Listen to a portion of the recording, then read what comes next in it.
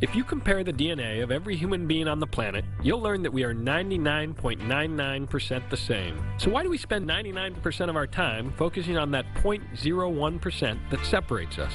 I'm Michael Koenigs, and this is More in Common, a show where I travel the country looking for stories about what brings us together.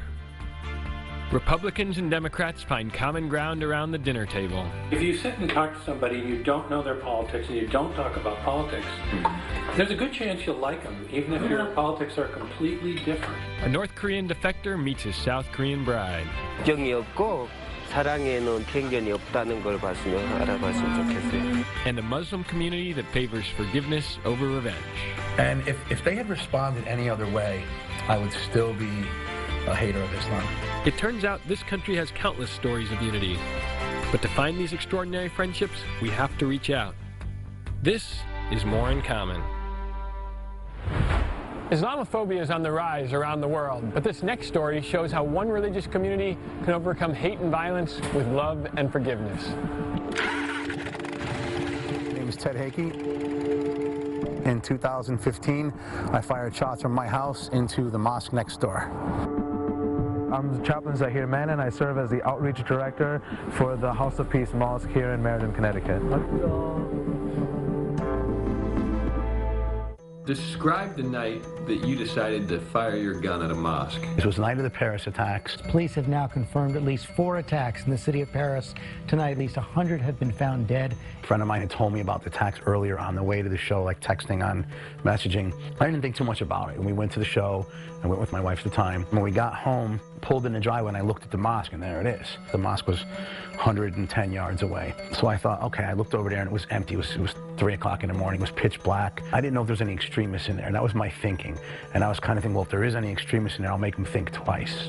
The FBI is investigating tonight after reports of shots fired at a mosque in Meriden. Went into his backyard, first firing several bullets from a handgun, then switched to a rifle. 4 rounds from that rifle ended up hitting a mosque.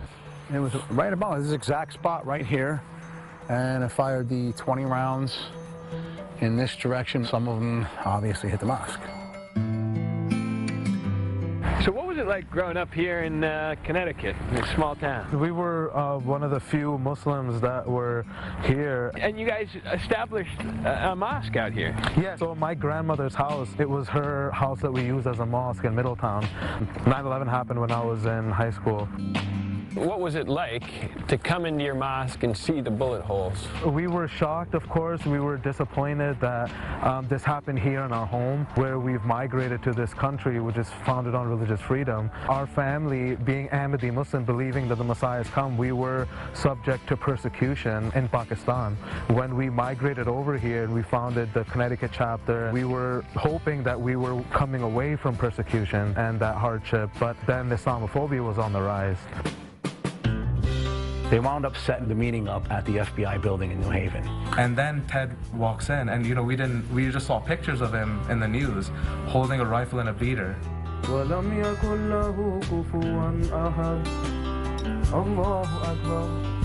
we're seeing a mosque that is riddled with bullet holes from your shots, and yet you're smiling. How did that happen? We got to look at what the Quran tells us. The act itself was wrong. If the person who committed the act is reformative, then it's better to forgive. There was more communication between our hearts than there was verbally in the beginning. And he just said, I'm sorry. And then our president spoke and he said that if you are, then we forgive you. From that immediate apology, it was over. It never came up again. It was done. It was behind, and then they wanted to move forward. So that was my house right next door. I'm getting a divorce and I can't go there. And then here's the mosque that I shot and I'm welcomed in there. But the emotional part was how they responded to it. We looked inside and said, where did we go wrong? They were like, we're sorry, we didn't knock on your door and tell you. And I'm like, whoa, how could you take blame for this? And they said, we should have knocked on your door. You're our neighbor for 10 years. And then a sincere friendship developed. Oh, absolutely. And if they had responded any other way, I would still be a hater of Islam. But because they forgave me 100% and welcomed me into their homes, I went right into his father's house, his house, and this is right after. And just by sitting down with your neighbor, talking to them for a few minutes, you'll get to humanize them rather than vilify them as the other. because we're all in a collective struggle, and that's to survive and to have peace and to have freedom to believe whatever we want. There are a lot of people now still who maybe feel the way you once did toward Muslims. What do you say to them? Knock on the door. Knock on the door, break bread, sit down with them, and draw your own conclusion. Regardless of who it is, you're going to find that you have much more in common